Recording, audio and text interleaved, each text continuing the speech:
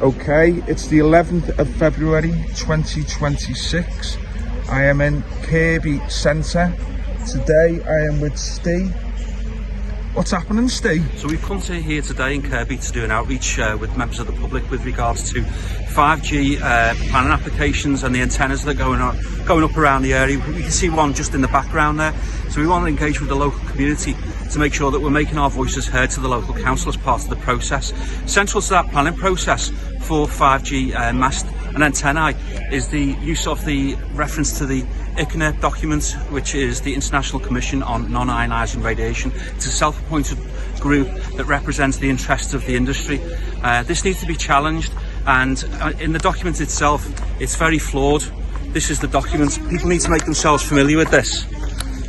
On page 1, it specifically states, there's an explicit statement in the document that excludes all medical devices, medical implants from the scope of this document. It doesn't take into account the health and safety grounds for any individuals that happen to have a medical implant. So that could be a pacemaker, cochlear implant or similar. There are real dangers.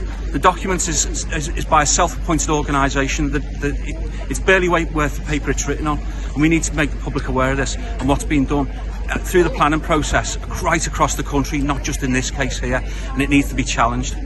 Further to the planning process and the use of the ICNIR document as part of that and how flawed it is, there was a challenge. It was Stephen Thomas versus Cheltenham Borough Council, and he raised the issue of the exclusions that this document specifically points out.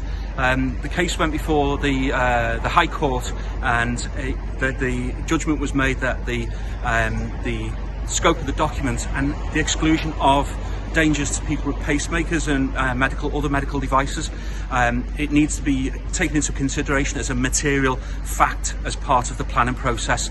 We know from our work that we've done, in all cases these planning applications are being waved through based on the direction of central government.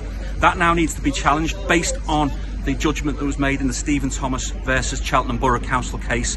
What we need is residents to start making oppositions to the planning applications that are going in, particularly this one, and also citing the judgment that was made in that case. It sets a precedent for us, and we need to use it going forward.